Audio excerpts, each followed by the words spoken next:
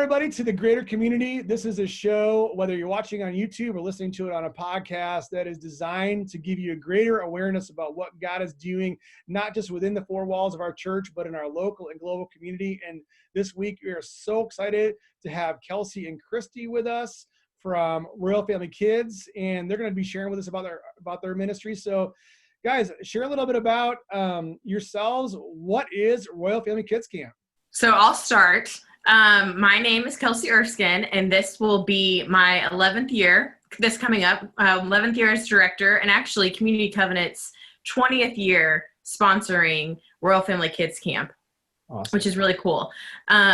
Royal Family Kids Camp is a week-long camp for kids ages 6 to 11 who are in the foster care system, and our goal is to treat them royally for the week. So we have a birthday party, we do activity centers, have crafts, we do have a story time, just all kinds of fun things. We get to go swimming, there's a lake, all different kinds of fun things. So we can just treat these kids royally, and they have 1 week to enjoy and not have to worry about where their next meal is going to come from, if they're going to get changed houses, that kind of thing. So, Kristi, do you want to add? Kristi, tell me a little bit about, how did you get connected into RFK, and then kind of what is your role currently? So when I first got started, I think it may have been the third year of camp for Community Covenant, and I was just interested. I saw it on the bulletin board, and I wanted to find out more about it. I thought, hey, I can give some time. I mean, that's really all it is giving your time. Yeah. And so I started out helping with the activity centers and just various different roles at camp. So I kind of dipped my toe in the water, and the rest is history. I haven't left since. So. Yeah. So both of you have been doing this for multiple years. So what is it about Rfkc that grabbed your heart, that made you say, I got to invest not just a week of my life, but you guys are really involved working on this year round? So what is it about this ministry that kind of captured your hearts? So I'll start. I actually started going to Royal Family Kids Camp a long time ago, and I actually was majoring in education at K-State and did a couple summers at Royal Family and switched my major to social work because of how much Royal Family had an impact on me and how I saw the impact on the campers. So I think, Kristi, do you want to add anything about why you keep coming back? Well, I think one of the main things that grabs me is when I go and I see these siblings that don't get to see each other throughout the year because they're placed in different homes. And sometimes at camp, they get to go and be there at the same time and see each other. And I couldn't imagine not being able to see your sibling throughout the year. There's just like little things like that. And these kids just get to be kids, because throughout the, rest of the year, they may be going to court or therapy or, visits back and forth with their bio parents back to the foster home. And it's just, they get pulled around, that they don't get to be kids, and they're kind of busy helping parent their younger siblings. But at camp, they just get to have fun. Yeah. That's kind of what I will add to that our camp has been around, seeing as we've been around for 20 plus years, that we are starting to get emails and letters from campers that we had way back about how they still have things from camp and how they still remember who their guide was and the different things they did at camp. So being able to know that that's the impact that you're making, that 20-year-olds are contacting us still about camp and just that 1 week that they had with us, I think that's what keeps you coming back too, is that that you're actually making an impact, even though it is just for 1 week. To be able to hear that from past campers is something that kind of keeps you going. You got to keep going. You can't give up on the kiddos now. Right. And it's really fun to see the kids who can come back, each year until they age out. Camp becomes a really huge part of their life if they get to come 4, 5, 6 years. So it's really fun to see some of them grow up and see, how much they've grown, spiritually, and it's cool to see them come back. Yeah. Well, and you guys have kind of alluded to it, but for those who are watching or listening and aren't really familiar with kind of the situation that these kids find themselves in that are in the foster care system, like what are some of the challenges that they face that make this such an important week for them? Like, what are some of the kind of situations that they're coming from as they come to a week of camp? One thing I like to always point out too is that, because we're in Johnson County, so a lot of people think, oh, Johnson County, everything's perfect. There's not kids in need. There's not foster care kids in Johnson County. Right. Completely not true.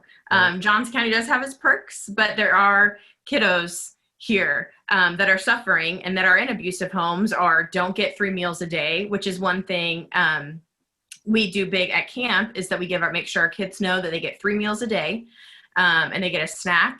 And that they're going to get food and they can go back as much as they want. So, because we have kiddos that come that didn't get meals. Another thing we do is the birthday party. So it's hard to imagine for us to think of a kiddo not having a birthday party. But a lot of these kids have never had a birthday party for just them, a birthday party with their own cake, a birthday party with presents and that kind of thing. So we have that at camp as well. So these kids, and some of the kids that, they get moved. We've had kids before come to camp and they're picked up by a different foster family at the end of camp. So you have a kid, just so I make sure people hear this. You have a child who is dropped off by one family. They've been living with them for a period of time. And then the family that picks them up at the end of the week is not the same family. Correct. And they probably don't even know this family. Correct. Never seen him before. We've had that happen to a kiddo before, where he's been dropped off by one family and a new foster family picked him up at the end of the week. A family that he had never seen. He didn't know those people. And that's who picked him up at the end of the week. So just kids that have very unstable lives, they can come for 1 week and have a stable time and get to be a kid and not have to be an adult and have to worry about the things about meals. Do they have a bed? That kind of thing. Kristi, as you've been a part of this, talk about the need from your perspective. I mean, what kind of issues do you see kids wrestling with as they're coming to that week of camp? So we talk about their environment, but how does that manifest itself in like their behavior or like how they view things? Like, what are some of those issues that kids are dealing with that they bring to camp with them?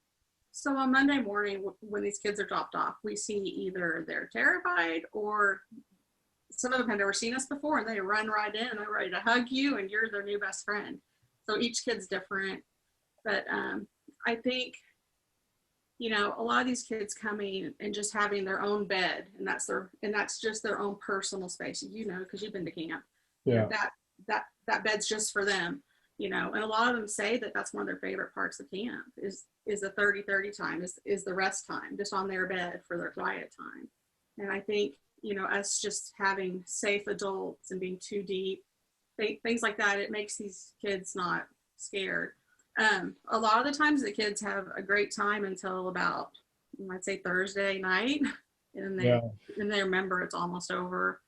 And we've had kids like under their bed crying, because they don't want to go. And like we said on Friday, sometimes they don't know who's going to get them. It could be a new family. It could be their social worker. It could be a different social worker. Or maybe the foster parents an hour late coming to get them because they forgot, things like that. So.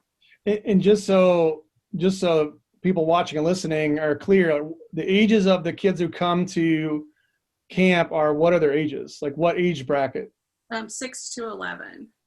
So you're talking about 6 to 11-year-olds that might be picked up by strangers to go, not just stay overnight for like a sleepover, but like this is a new home. Mm-hmm. Wow. Yep. And those 6-year-olds, and this is what breaks my heart. I mean, they're so little. I mean, I think, Tom, you had a camper. Yeah. Last year, was he 7 or 6? Yeah. Was 6 or 7? Little, just a little guy. And to me, I think of other 6 and 7-year-olds I know, like, Kelsey's kids, and I think, wow, these kids are out there on their own in the world almost. Yeah. Mm-hmm. Wow. I think how lucky we are. having to worry about their meals and where they're going to sleep, and they don't have very much either. And this is the cool part too. If the kids come with shoes that don't fit or they're missing something, then we magically make it appear that day. We have to send somebody to the store, or we bring some stuff, with us just in case. But at camp, we have the greatest, volunteers that will run out and just get us whatever we need.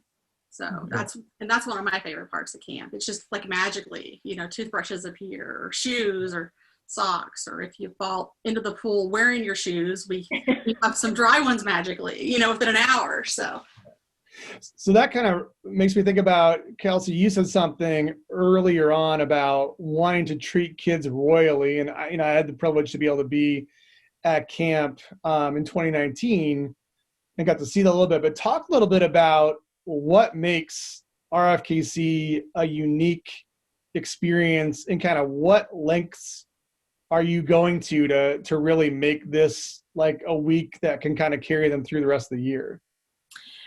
So it's an interesting question, because we've had foster care kids before come to our camp who have been sent to just a regular church camp, and they don't make it. They can't make it. So Royal Family Kids Camp, we have one guide, which is like a camp counselor. We use the name guide because these kiddos are in therapy with counselors all the time. So we don't want them to think that we're there to fix them. Yeah. We're just there to hang out with them. So there's one guide for every 2 campers. So that's a big difference than like a regular camp, is you've got one adult focusing on 2 kids the whole week. Mm-hmm. And we, how we treat them royally is we give them all kinds of things when they get there. Like Kristi said, they've got their own bed. We usually have a blanket and sheets on there from their own bed. The quilter ladies at the church, we didn't get to use them this year because of COVID, but they made pillows for all the kiddos to go for on their beds. So, because some kids come to camp without a pillow. So just having little things like that, that makes them feel welcome and comforted. But even before they come to camp, you set a tone right when the way they get to camp is pretty unique, right? So talk a little bit even about, because walk us through, like, if we've never been to camp, like from the moment they get dropped off, like talk us through, paint that picture about like what is, because I think it is unique, and I want to make sure that those who are listening really get the full picture about this is we're not playing around when we say treating kids royally. So yeah, give us the rundown. Like, how do they get to camp? What's that like? What's it like when they roll onto the property? Like what are you doing to intentionally kind of set an atmosphere for them? So that's actually, when they roll onto the property, is one of my favorite parts of camp, but I'll tell you that in a minute. But when they get dropped off at church, and we welcome them. We give them a brand new t-shirt that they can wear. We've got a name tag for them. We have breakfast there if they hadn't had breakfast, and then some arts and crafts while we wait for everybody to arrive. And then once everybody arrives, we get on, it's a thing called the limo liner. Mm-hmm. And it's a big limo bus instead of a school bus, because sometimes a school bus can actually be a bad trigger for some kids. So we do the limo liner. It's a huge limo bus. It's got TVs and lights and music, and the kids get to ride on that to camp. It's not that far, actually. Well, now our new camp, it will be a nice long ride for them. So they'll get to ride on that. And when we arrive to camp, we pull up to the gravel road, and the kids, and so I get the privilege of riding in the bus with the kids, and they just start screaming. The kids that have been there before, because they know, screaming cheers of joy, because they know what they're about to experience. They see those people that are there year after year that are consistent for them, that they can recognize when they get off the bus. They know that that person's been at camp before, that volunteer, and they're back again because they meant something to those kids.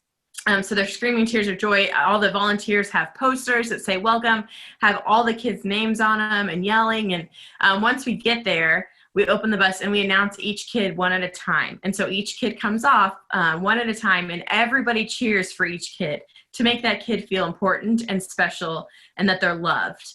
And so that's one thing that we do when they arrive. And then they gather their things and walk to the cabins to get set up. But that is one of my favorite parts, is just to hear the kids when we turn on the camp road, the kids that have been there before. It's hard for me to hold back. I always hold back tears because they're just screaming for joy. And that's another reason why you keep coming back, is because you can see the impact that it makes on those kids and how excited they are. That it's like a sigh of relief for them that they're finally there for the 1 week, and they know and recognize the volunteers that have come back year after year. So for both of you guys, you don't get paid for this, correct? Like, this is not like a job, and none of the guides who are there or any of the staff who are there, they're doing it they're just volunteering your time. Kristi, you talked about giving your time. Can you, Kristi, give us a little bit of a picture of like, what is that community of volunteers like? Like, what's it like to be part of that team of people that week? Like, just tell us about like the dynamic between all those people. So it takes us between 50 and 60 people for that week of camp to happen.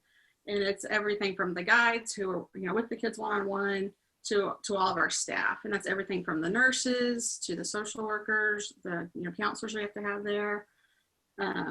We have support staff. We have people that do the dramas and the Bible stories and the skits, people that just go swimming with the kids or do activity centers, just all kinds of, different roles. And throughout the year, we do have to get people to fill out their application, to do their training, for us to do their background check. There's a lot of behind the scenes stuff before camp. Like when Kelsey said she has that sigh of relief when the kids get off the bus, I have a sigh of relief that the bus showed up and the kids are there and we're ready to go.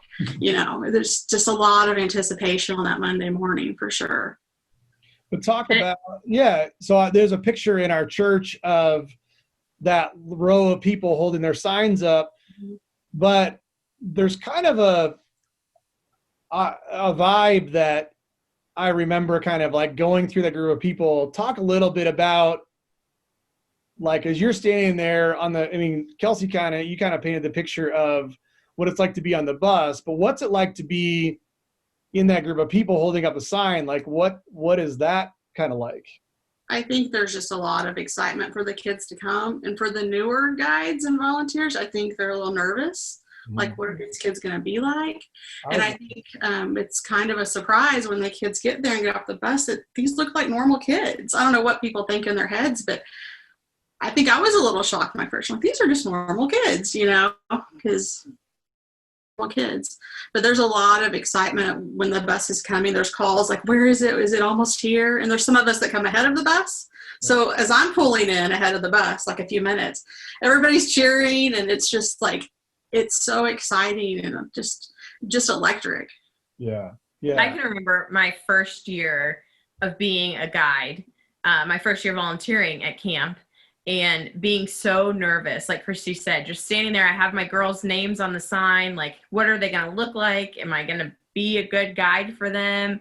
Once they get off the bus, like, all of that goes away. You're so excited, and you finally meet them and see them. And like Kristi says, they look just like your neighbor kid. Like, that's the thing I think that people get blown away by is these kids are kids in our community. These kids are on your kid's basketball team or, at your kid's school. And they're just normal kids. Now, we've had kids before that have like scars and bruises and that kind of thing, but they're just like normal kids. So I think once they get off the bus and they're there, you're just excited and the week can finally begin. Yeah. And Tom, when I see those pictures too, everybody standing there waiting for the kids with their signs, I see like Shelly Ellis and Kelly Carlson, and I just see people that have come back year after year. And I want to cry sometimes thinking about how much that we all come together during that week and support each other. We're there to support the guides, to help them be with their two campers. And it's just the way everybody comes together. And it is a hard week. It's a tough week. Yeah, our staff becomes like a family. The volunteers, I guess, become like a family. We've got grandma and grandpa, who are the kids, the campers, grandma and grandpa, but I personally, and some other stuff, people call them grandma and grandpa. They've actually, grandma and grandpa Doris and Larry have been our camp grandparents since the beginning. So if they come back this next year, that will be the 20th year. Or people like Red Jensen, this will be his 20th year. Shelly Ellis. So just these people that come back year after year, and you don't think, like, maybe when you see these people outside at church or in the community or whatever, you don't think that you could become friends with them or be a group together, that this group would gel together, but it does. And everybody becomes a family, and everybody, just like in a family, everybody does their part. Everybody gives in and helps volunteer wherever is needed. And it's just a family. And I think once you experience that 1 week, and it's called Rural Family, once you experience that 1 week with the volunteers, I feel like the volunteers maybe get more out of it than the kids. I know the kids get a lot out of it too, but the relationships that are built between the volunteers, I think, are huge as well. And it's just a family that just when you see people out, at church or wherever, it's just, you see them different. Like I call, Mr. Red, like it just becomes part of who you are. And you really see a different side of people, right? Well, yeah, and I was going to say it's also cool because we have 16-year-olds through people in their 70s. Yeah. And I don't know of any other ministry, I mean, I'm sure there are some, but that spend a whole week together with that wide of a range year after year after year. Yeah. And you're right, and people do act different at camp. I mean, you get to see their fun kid side, for sure. Well, and especially towards the end of the week when they're tired and they're slap happy. Kelsey and I on Thursdays. Yeah. It's fun though. It's so fun. I mean, the day part with the campers is fun, but it's also really fun once the campers go to bed and the staff's all just hanging out and playing cards, and you get something out of it too by doing that. So that's one of my favorite parts too. Even though we're there for the kids, you have that too. Well, and it always impressed me. I mean, you have guys that have double knee braces on that really should not probably physically be doing some of these things, but they're out there. Then they're kids. I mean, they're retirement age, but they're out there, doing all kinds of stuff, and that fun environment I think is really infectious with the kids. I think if it was just the program of, okay, now we're going to do this activity and do this activity, I mean, it would still be good. But from my experience of kind of firsthand, it's the people that are there is really what makes the week. It's how they engage with the silly songs that we sing, or how they engage with the relay races that we do, or how they engage with the polar bear swim, in the morning, which I actually didn't do. I wimped out on that this last time, but this year. Yeah. So,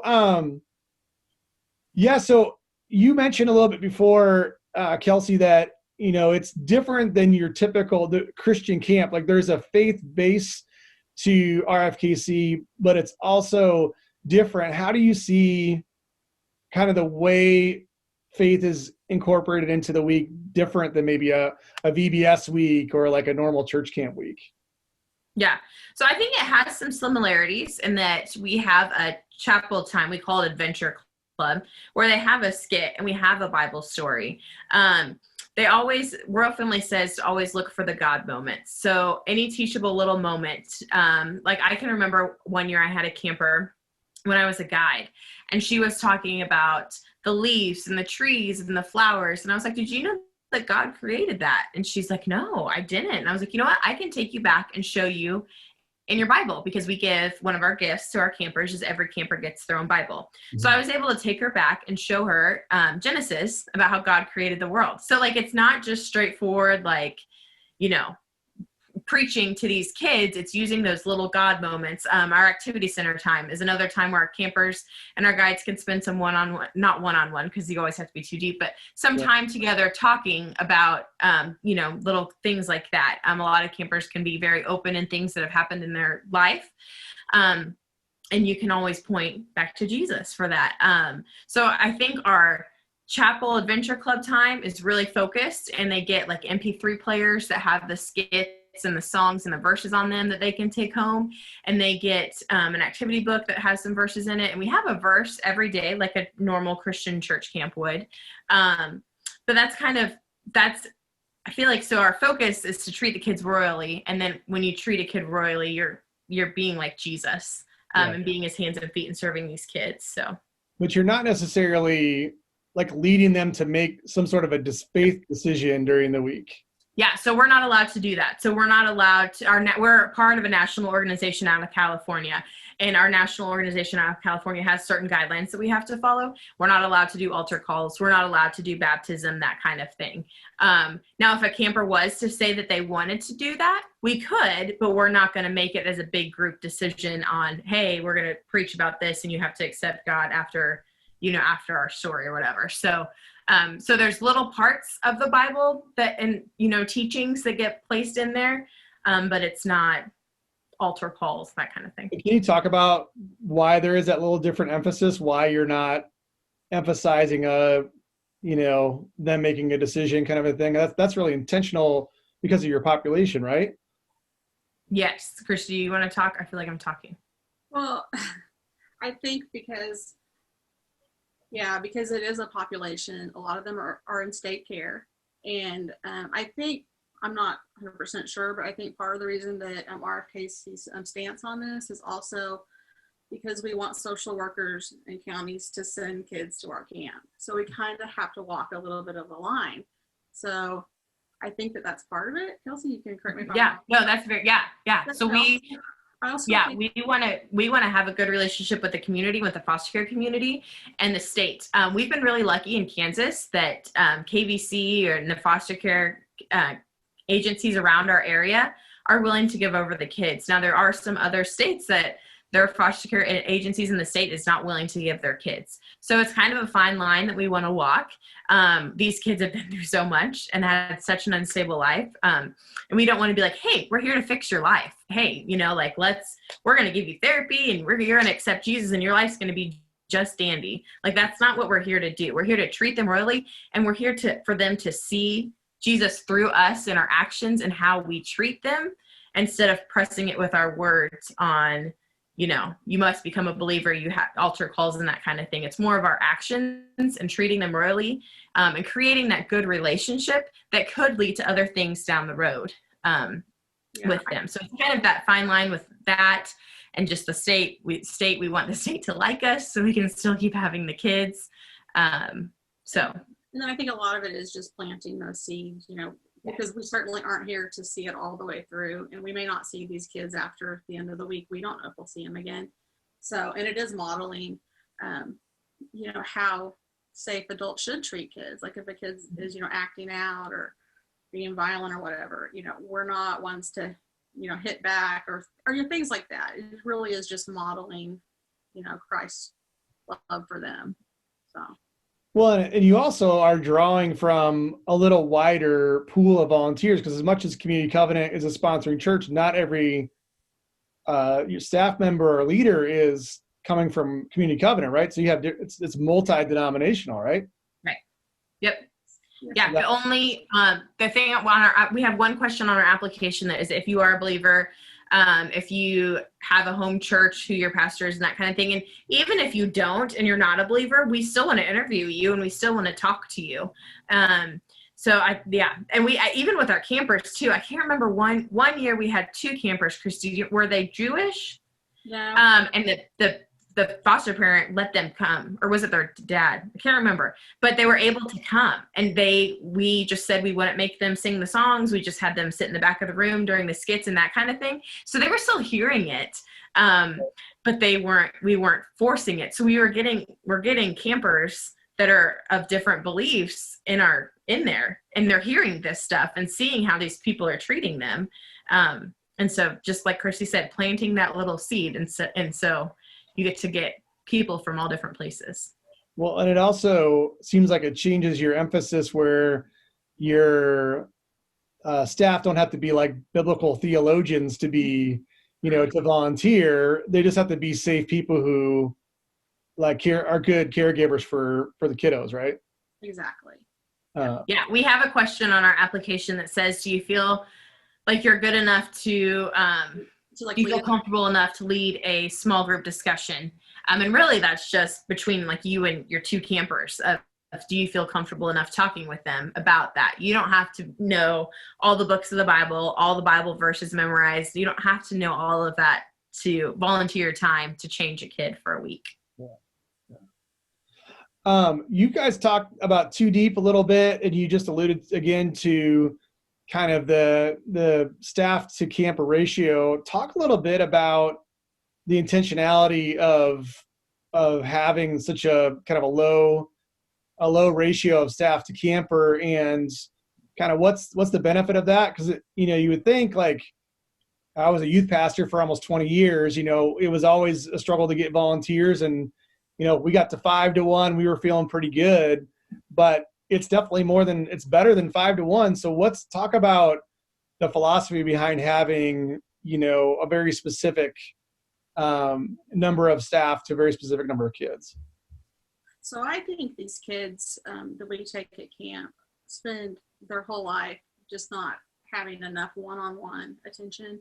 So by putting 2 kids with 1 guide, there's just more focus on that kid, and just to be able to spend time with them and seem, interested in them. We always say to be impressed by the child. So if you have more one-on-one time with them, you can give them that kind of,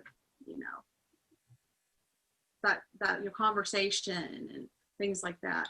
And we also have so much staff there at camp also to help support that sometimes it's actually one-on-one. If you pull in another staff member with you, then you can kind of devote actually one-on-one with one of the campers while staff's maybe doing something else with the other one. Yeah, and it's for the camper's safety, and it's also for the volunteer safety too, to have the 2 deep. It's to keep the camper safe, and then to also, kids can always make up stories. So it's also to keep our volunteers safe as well. So how have you seen the benefit? I know you kind of talked in generalities, but how have you seen the benefit of that intentional focus on a child? Like where have you seen some of the benefits of that during the week of camp?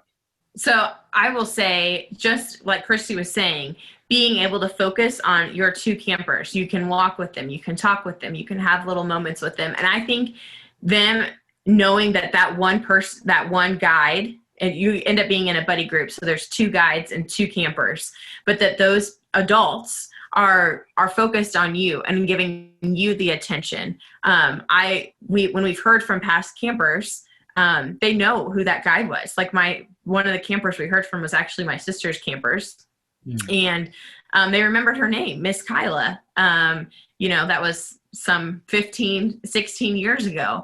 And just being able to have that one adult or 2 adults pay attention to you. And they're the ones that go swimming with you, and they help you swim in the pool. And they're the ones that are going to race you on the inflatable obstacle course. And they're the ones that are, building you Legos or whatever. They take that time. They took their time to be with that kiddo and to really show that kiddo means something. I think has a huge impact on them.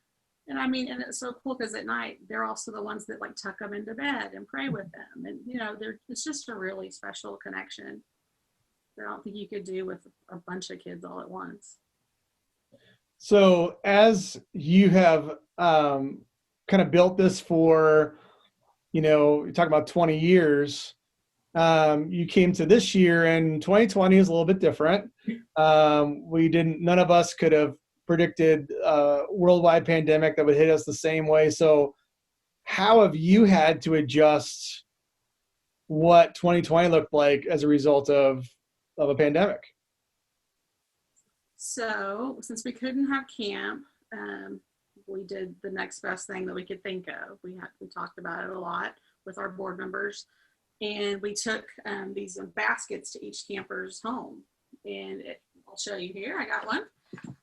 We took a big tub here, and each one, it had their name on it. And inside was a backpack. And then Kelsey mentioned those pillows that the ladies from the church made. So they still got their pillows, even though they didn't get to come to camp. They got a blanket that they could tie, those little tie blankets. They got one of those. They got their playaway. So that's the MP3 player with the stories and songs they would have heard at camp. They got their Bible, because they get a Bible each year. Sometimes we change it out a little bit. Let's talk about their shirts. They got their camp shirt for this year. Cool. And then they got a tie-dye shirt. I don't know, Tom, if you remember, that's a highlight at camp is tie-dyeing. So they got a tie-dye shirt. They got letters from a bunch of us staff. They got just a ton of cards and letters, which was really one of the highlights for the campers. As we delivered these, the kids wanted to open their cards first. And we have toys in here and crafts and, all kinds of stuff, but they wanted to read their letters. Like I sat and watched at least 2 kids open them up and read them before they wanted to look at anything else. Even though we said, hey, there's toys in there and crafts, they wanted to read those letters from us, start crying. And then the families all got a gift card to Hy-Vee too. So anything else, Kelsey, you think of? So we did those baskets. We had a little toy in there, like a little birthday toy. We tried to make it like camp. So at camp, they would get the pillows, they would get the blankets, they would get a whole bag of crafts. Miss Kelly put together all these little craft bags for them with the instructions. They got sunglasses, toothbrush, toothpaste. Just, you know, they got a new backpack too. So we just tried to make it like everything they would have gotten at camp, they got in that little bucket.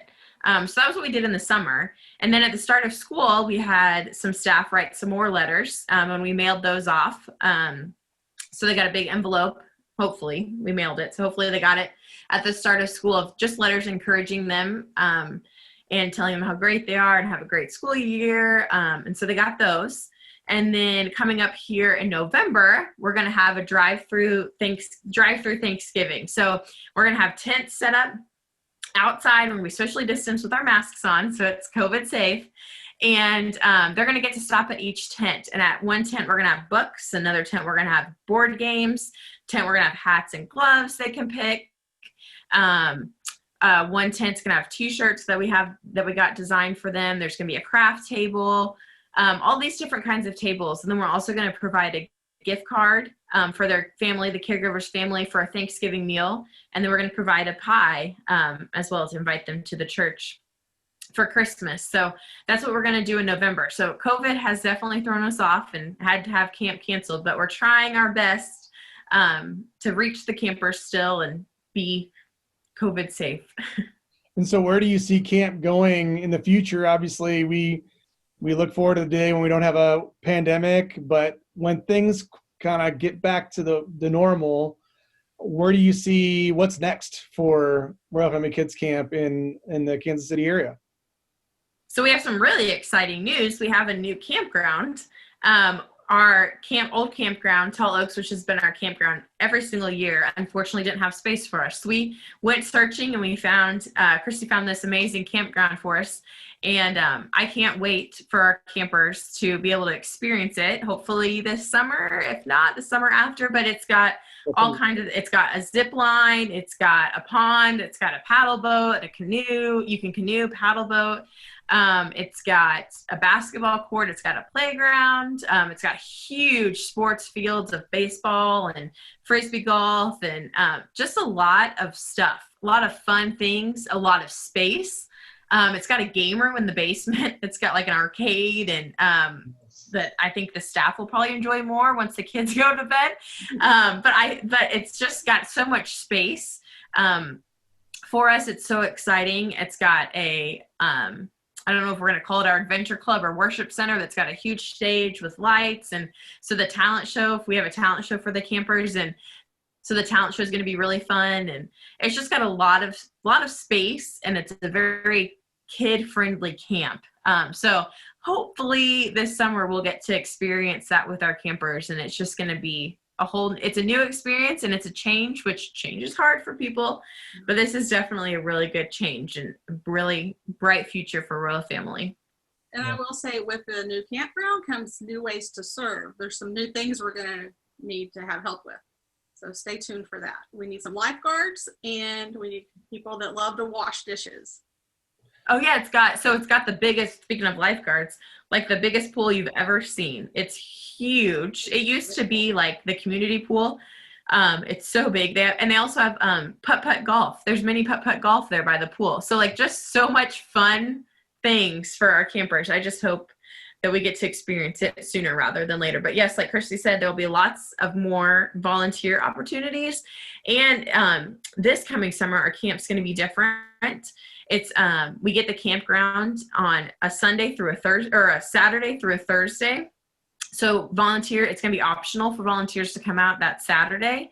But you're mandatory reporting at 8:00 that Sunday morning, because the campers will arrive Sunday afternoon and stay there until Thursday afternoon. So it's one less day of the week that people would have to take off work. It's a little bit shorter too that our volunteers will have to spend away from their families. So hopefully it's more appealing, and we can get lots of different people out there. So that leads me into kind of a question. So hopefully the people that are watching and listening to this right now, probably some of them are familiar with Royal Family Kids. Some people, this is the first time they're really hearing about it. And so tell us, like, from both of your perspectives, give us the sales pitch of coming to camp and giving a week of your life. Like, give them the why of why this is worth taking a week of vacation or taking some time off, taking time away from their families to come in and be a part of what you guys are doing. Give us your best sales pitch. My best sales pitch would be, if you can't take a week off of work, just come out for an afternoon. You can sign up on a part-time waiver. That way you don't have to go through the trainings, and you just have to let us know before you come out. But sign up on a part-time waiver and just experience. Just come out, take it in, and just see what it is. My bet would be, once you come out for that little bit, that you'll be hooked and you'll want to keep coming back year after year. The nice thing about Royal Family is it's an opportunity that you can serve right inside our community. You can serve in our community. I like to call it's a free missions trip. It doesn't cost you anything. We provide your meals. We provide a shirt for you. We provide your lodging. So it's free. So you can just come and you can experience. And if you can only come in the evenings, we'll take you to volunteer in the evenings. If you can only come in the mornings, whatever time you can come volunteer, we'll take you. If you can come the whole week, that's great. So I think that's just the best part about it, is you don't have to commit to the whole week. You don't have to sign up to stay every single night. You don't have to pay anything. All you have to give is your time, which I know is super valuable, but to impact a kiddo that lives in our community for the rest of their lives is completely worth it. I think it's just an awesome week. And I've had volunteers that have said, I don't even want to really work with the kids. Like, they're just too scared to work with kids, either in general or this population. So then just come out and serve us that are with the kids. It is just the best week as far as, hanging out with other adults, and the kids are just amazing, I tell you. Yeah, like if you're nervous, oh, sorry, go ahead. Oh no, I was just gonna say, there's so many ways to serve. I don't know of any other, like camp where you can just serve in so many different ways. Like, you don't even have to really serve the kids at all. So there's so many things to do, from like decorating, for the birthday party, to coming out for just the tea party. There's so many ways to serve, and you can just dip your toe in the water 1 year and see if you like it. If you don't, that's okay. But most people come back. Yeah. Like Kristi said, you can volunteer. Like, we've had people come and help. We print out our photos. Every kiddo gets to take a photo album home of some of their things that they've done at camp, and that's what they get to keep. And we've heard from kiddos that are in their 20s that still have the Royal Family Kids Camp photo album. So our photographer takes pictures during the week and she prints them off, and she needs help getting those printed and stuffed in the photo album. So that's one opportunity. Like our new Camp Gurney, we have to have people wash the dishes. So there is things, if you are nervous, if kiddos make you nervous, we're not going to force you to be responsible for a kiddo. You can come and do one of those things where you're not out with the kiddos. Now, if you love kiddos and you're a big kid and you want to have fun, I think that's another thing too, is like, we get to experience this too with our campers. So selfishly, we get to do on the inflatable obstacle course. We get to go down the water slides. You get to be a kid and just have fun for the week for free in the area. Completely worth it to me. And then to impact a kid for the rest of their life, I feel like it's a no-brainer, right? Well, let me ask this, because this is something that I didn't fully understand before I came and volunteered a week. So you have a waiting list every year, right? Yeah. So yeah. Why is there a waiting list? Like, why is there a need for a waiting list? I mean, We can only take as many campers as we have guides, because you have to have the one guide for 2 kids. So our number of guides limits how many kids we can take. So a person listening to this right now, like them coming and giving a week to be a guide, would actually pull 2 kids off of a waiting list, right? Yep. Correct. Yep.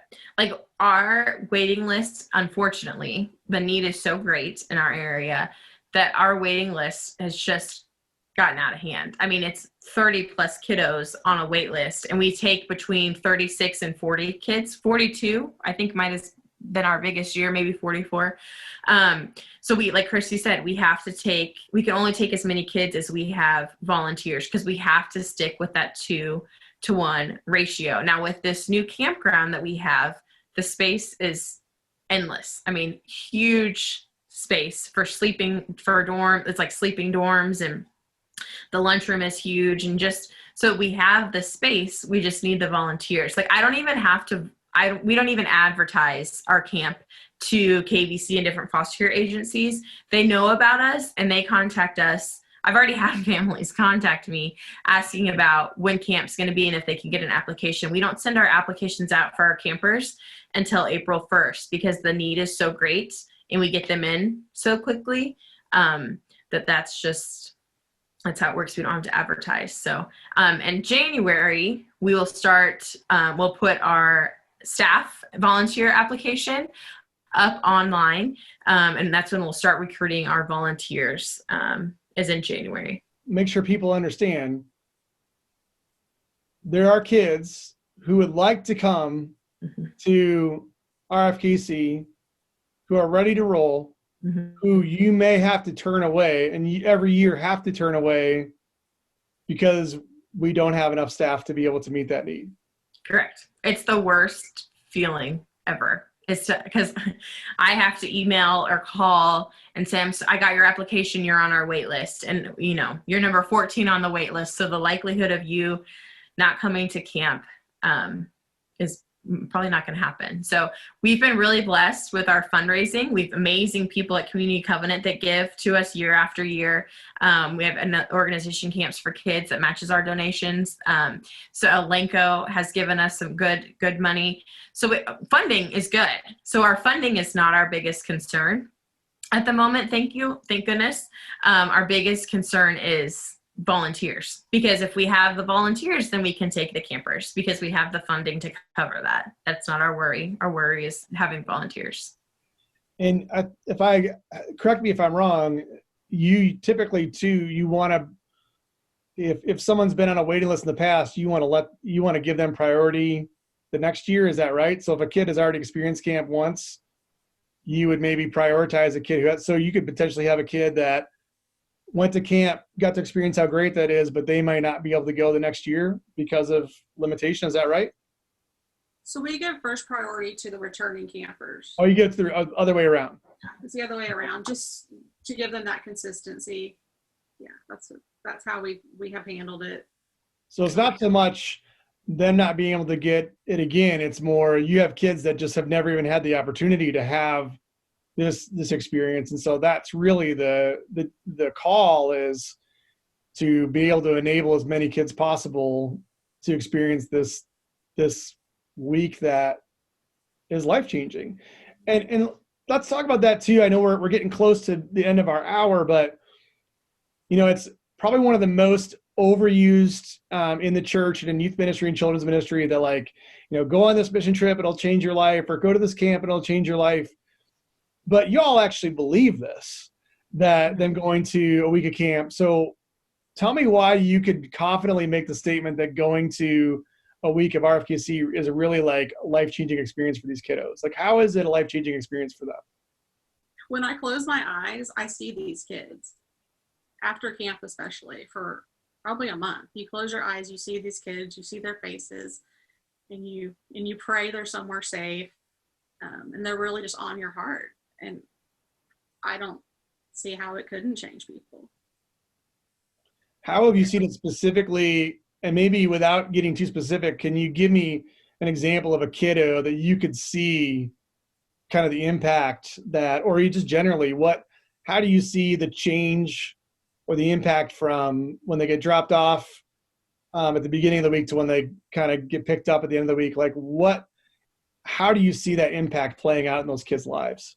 So I don't know if you noticed the impact, like, say the next week, like they've been to camp and then the next week they're a changed kid.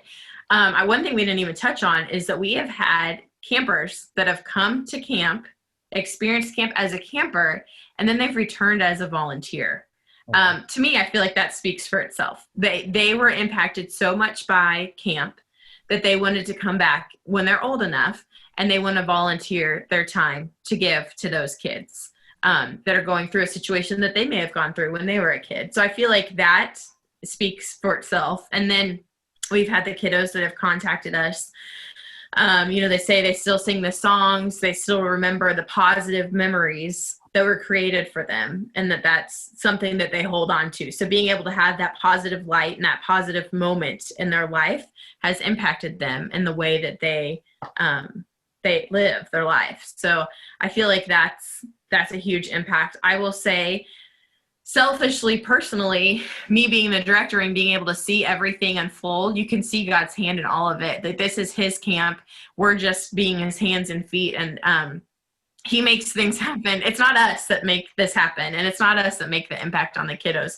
It's him working through us and impacting the kiddos that way. And things that we get stressed out right before camp. We have to have a nurse. We have to have a licensed nurse. You have to have a social worker. We're at those positions that are hard to fill, that you have to have camp, and you stress and stress and stress about them, but God's got it handled, and it always comes through, and it always happens. Camp always, I have learned now, this is my 11th year, I have learned that this is God's camp, and if he wants it to happen, it's going to happen.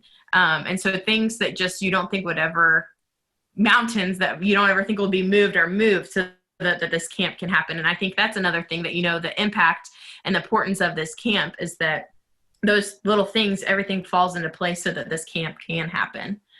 So yeah. I think that shows it for itself too, about how much an impact it's going to make, because the devil stirs it up and tries to ruin everything right before camp happens. But we go through with it, and we get it. Big things happen at camp. So I feel like that's how too, that there's a huge impact happening. Yeah. Anything to add to that, Kristi?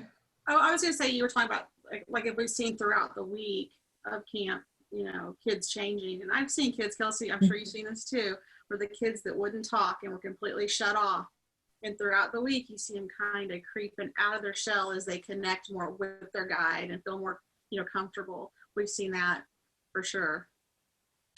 Yeah, I can think back to a long time ago.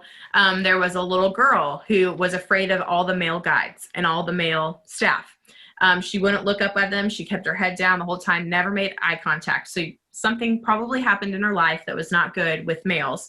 But by the end of the week, she was talking to the male guides and talking to the male staff. We've also had campers, like I can remember Shelly Ellis talking about one little camper that she's had, who this camper was the mom of the family. Even though she's 9, she was worried about her little siblings and wanted to take care of them. Shelly finally got her to relax and just got her to be able to be a kid and have fun that week and not have to worry about her siblings, and that she knew that her siblings were taken care of, so she could relax that, for that little bit of time. So I think that is how you see the impact right away, immediate impact of camp.